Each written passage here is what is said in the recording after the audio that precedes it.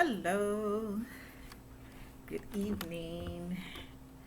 Welcome to our Pearls of Wisdom.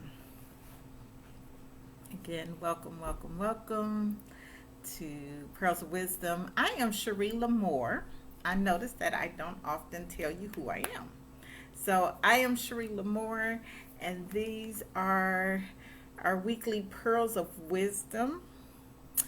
And today, I just want to talk about when you say one thing but do another. So come on in, check in if you're in, come and say hello. Let me know you're here. I definitely want to say hi to you and see how things are going.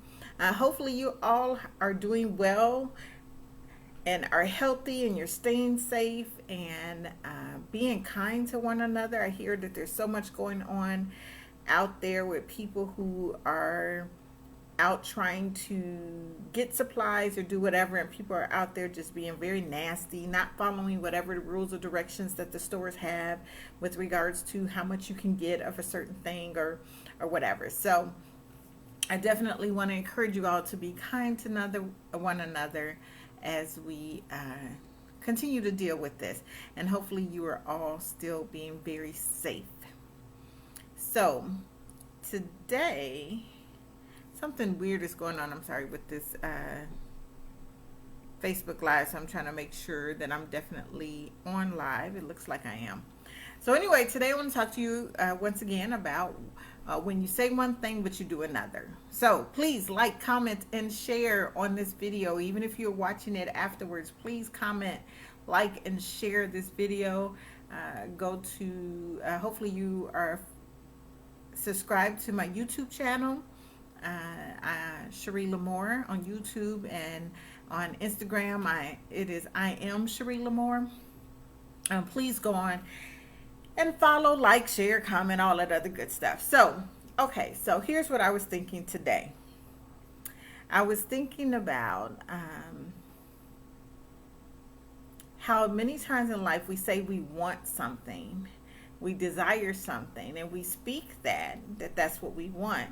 But our actions don't back up those very same things that we say that we want. Good evening, Keisha. We do this often. I can think of, and maybe you can relate, for those of us who, or those of you who have kids at home, and because they're out of school right now and you're dealing with this pandemic thing, and so your kid, maybe you have kids who just want to play video games all day long. And you tell them, okay, no, I don't want you playing video all day long. I want you to go do something else. Go read a book. Go do whatever. And then the moment those kids get on your nerves, the answer is go in your room and go play your video game.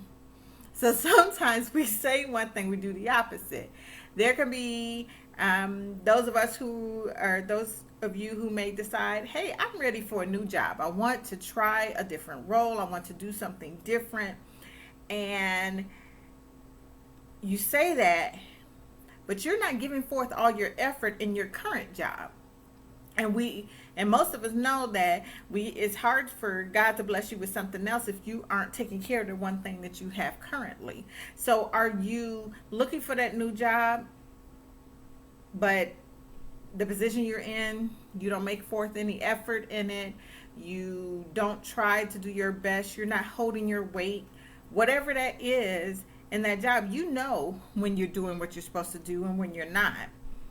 Oh, hey, my soror, Katrina, thank you for sharing the video.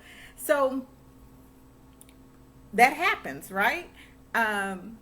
Or say you have a car and you want a new car, but the car you have, you don't get the oil changed regularly, you don't get the tires rotated, it's always filthy and dirty inside and out.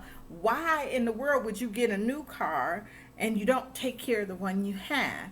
Or you have a home or an apartment, and say you want a bigger house, or you want to get out of an apartment and go into and buy a house, and you can't figure out why nothing is working the way you want it to work. But go take a look at the apartment or the house you have now. Are you taking care of it? Are your floors dirty? Are there dishes everywhere? Are there maintenance things that need to do happen in your current home and you're not doing them? So why would you be given a new one if you're not taking care of the old one? I see Keisha says she's had that discussion with someone today. Yes, it works that way. I just think of myself, and I'm about to get personal. I think of myself for years, you all, for years. I always talked about the kind of relationship that I wanted. What I wanted in a relationship was someone who I could respect, who could lead me, who could lead the household, who wouldn't always let me get my way because I'm a little strong-willed. But guess what, you all? I didn't allow that to happen in my life. I didn't. I said, hey, I want somebody who can take charge, who can make some decisions. And then the moment this decision needs to be made, if I go to ask him what decision he wants to do, and if he needs time to think about it, and women, a lot of us are like this, we don't give him the time to do what he needs to do to process that thing. So we just take over and start doing it ourselves. I know I'm not the only, am I the only one? Maybe I'm the only one. I don't know. But I don't think I am. And so I had to take a look at, hey, Donna Noel. I had to take a look at what is it that I really want? And what is it that I'm doing that's preventing that? So I had to learn that in relationships, I didn't exactly allow a man to be a man in many cases. I didn't allow a guy to make certain decisions, or I took over. Or here's another one. I always said I wanted a man who could take care of me, and never allowed one to do such. Never, until recently, but never allowed anyone to take care of me. And by that I mean, I know that I'm one of those people, I'm hard to buy a gift for, I'm hard to shop for. If I want it, I'm going to get out there and I'm going to buy it, I'm going to do it, I'm going to do whatever. And there comes a time, if I say that I want someone to want to take care of me, then that means I got to step back sometimes and allow them to do that. And to understand that maybe their version of taking care of me is maybe not be exactly what I would do. You know, I saw this video, and it was this girl, and it was her birthday, and her boyfriend bought her a handbag. But it wasn't the designer handbag that she desired. And so she ripped him a new one. Now, I'm not that bad. I don't rip people apart. She ripped him a new one because she wanted a different designer handbag. And so because that wasn't enough for her at that point in time, she decided to go be with somebody else who could buy her those things. But what she failed to realize is that the person she had treated her well, and he was in a stage where he was building his life so that he could get her those nicer things. Well, she left him for the guy who was able to buy her the nice purse, and later on, he cheated on her the same way she cheated on the first guy. And years later in this video, she runs into the first guy, and he's bought all these designer bags and fancy trips and wonderful dinners for somebody else.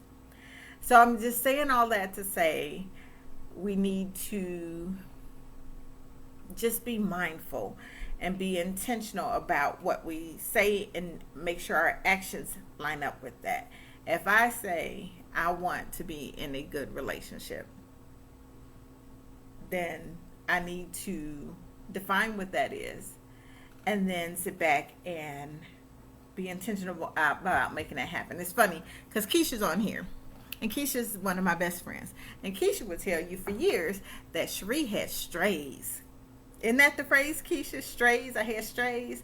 Meaning that I always had friendships with the guys I had dated in my past. Don't know why necessarily I did that. Thanks, Jerome. Yes, walk the walk and walk the talk. Um, but I did that. And I realized, how could I have a good relationship with someone new when I had all these strays, as Keisha calls them, hanging out behind me, following me around? I couldn't. And so I got to the point where all the strays had to be let go.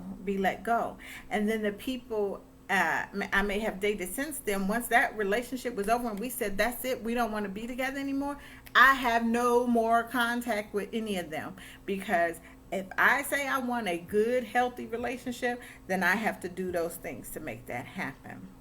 If I say that I want someone who can make decisions and help lead me and guide me and so forth, then that means when I go to talk to that person about certain things in my life, I have to respect and honor that the things that they're saying and make them feel like their opinion matters. I hope I'm making sense. But I know that we oftentimes say one thing and our actions don't line up.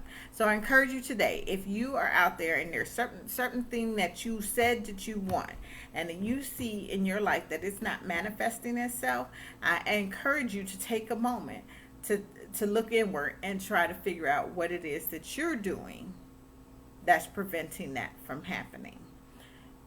One of the ways that I help to realize my mistakes in my relationships was through spending time with my life coach and her giving me certain tools and things that I needed to do to get me to where I am today.